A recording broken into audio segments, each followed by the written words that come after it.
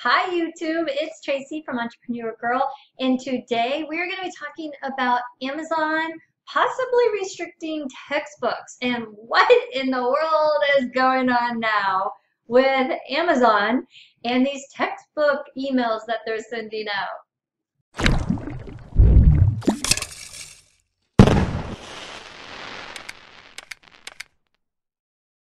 So I had quite a few people email me, talk about it in the Amazon 360 Facebook group, or just go onto my entrepreneurgirl.net website, and they were just freaking out about these emails that they got from Amazon regarding textbook restrictions. So the very first thing I did was run to my email and check to see if I had in fact received a similar email, and I didn't. So then I was like really curious to know what was going on. So I've been researching it now for a little over a week because textbooks are really important to me. And I'm not going to lie, I allowed myself to get a little freaked out because I do sell a lot of textbooks. Not only did I start with textbooks, this whole e-commerce journey, but I just like them. They're a really good profit margin. They're easy to find. There's easy to send, and they don't break in shipping. You know, they're just a good solid item for me. In fact, this past weekend when I was garage selling, there was a whole box marked free, and it was just stacked with brand new textbooks that it has to be from like last semester. So I'm in Indiana and I found it and I'm like, I'm so taking that. So I took this whole giant box of free textbooks because they didn't think anybody would want them. And I know that I can turn around and sell them for a pretty good profit. So when everyone was talking about these possible restrictions, I'm definitely taking notice. And if books are any part of your inventory sourcing, then you're probably taking notice too, which is why I wanted to put this video out there. As is true Amazon style, we don't exactly know all of what we're seeing with these textbook restrictions. As you know, especially if you've been following this channel for the last few years, every few months it seems like there's this new the sky is falling drama associated with Amazon and them changing their policies. And I think just people get tired of all the policy changes and they just feel like you know, you're just kind of getting the hang of things and then things change and it becomes really frustrating and it becomes like, oh my gosh, you know, the end of the world, Amazon's going down and so is our business. But it's never, no, I don't think it's ever been as bad as everybody predicts it's going to be. And so I just want to talk about it today for a few minutes and just kind of reassure you that I really don't think this is going to be as big a deal as everybody is thinking that it might be. So what's up with this email sent from Amazon to certain sellers, and what does it mean for the rest of us? Well, as you're kind of reading through this email, you can see that it's basically talking about three different things. Number one, that there will be some new restrictions implemented for textbooks. Number two, that these restrictions are going to be for popular textbooks. And number three, that certain sellers for certain textbooks will need to have invoices. So that's kind of all that we know so far. We'll have to be keeping an eye on how this evolves, but this is the email. And if you do any kind of online search or if you're in any of the threads or Facebook groups, you can see that a lot of people are kind of panicking about this. And, you know, that is understandable. Like I was nervous too, but I also know because I've been doing this for so long that all the time there's some kind of Amazon change or policy added that you know, the sky is falling and everybody's freaking out and running around and they're going to quit because I think they're just tired of all the restrictions. But the first thing I just want to say is I'm going to approach this calmly. I really don't think it's going to be a big deal. I'm just going to stay educated on the situation and go from there. The second thing I will tell you is just to kind of ignore the rumors. I mean, you need to be mindful of them, but you don't need to get like super, involved with it. Amazon's not banning textbooks. That's not what's happening here, and I'm already seeing that. That's not what's going on.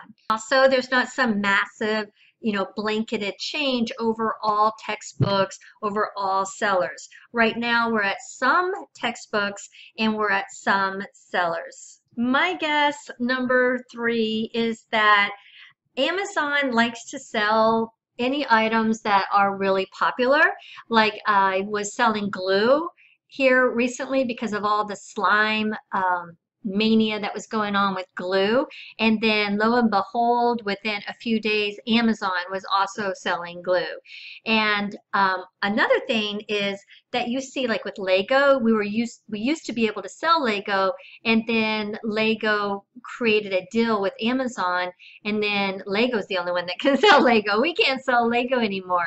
And you see that with certain brands of purses, and this isn't a new concept. It does happen where you're allowed to sell a certain brand, and then that brand starts to work closely with Amazon, and then all of a sudden you're not allowed to sell that brand anymore. These restrictions also seem to be zeroed in on new and like new books. So that is one pretty big consideration right now moving forward until we get more information. The main educated guess that I have is that in January, the end of January, Amazon was actually sued from 3 major textbook publishers. And they really wanted Amazon to crack down on counterfeits and limit counterfeits. And I think this is a ploy to do that. And as you can see, it's Cengage, McGraw-Hill, and Pearson. And those are the 3 those are the 3 textbook names that seem to be triggering those emails, as well as the new and like new categories. And I think this is really just Amazon trying to appease these textbook publishers and kind of make good on, trying to limit counterfeits, because counterfeits is a problem on Amazon, and anything that is a better selling textbook or a better selling category at all is going to be targeted by counterfeiters. Okay, so my personal thoughts is that this really isn't going to be that big of a deal. At first I was a little nervous, but then I quickly realized that this happens every few months, and we're really worried about the next policy change or something that's kind of floating around the threads. 2, I think people are just tired of the policy changes. They feel really controlled and kind of restricted by Amazon.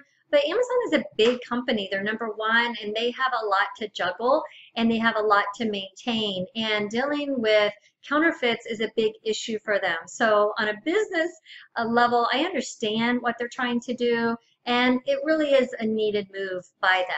Number 3, if you do get restricted, if they do start to pull out some restrictions in this category, I would just move as quickly as possible to get ungated, because a lot of times right as they make that policy change, we all saw the DVD policy change where they were restricting DVD. If you jump right on it, a lot of times it's real easy to get ungated, and then it becomes more difficult with time. So if you are ever restricted, my advice would be to not waste any time in trying to get ungated.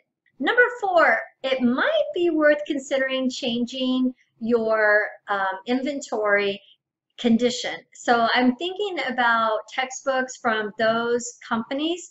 I'm thinking about changing the condition note on those to very good instead of new or like new. Number 5, I'm also leery now of those 3 companies that sued Amazon. So I'm kind of looking at my McGraw-Hill, my Cengage, and my Pearson textbooks, which is a big chunk, but I'm trying to be careful at selecting those moving forward until I kind of know what's going on.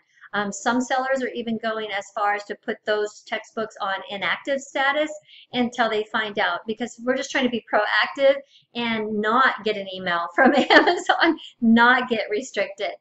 There's also some theory that maybe it's new sellers, sellers that don't have a lot of experience with textbooks, that this restriction is falling more heavily upon.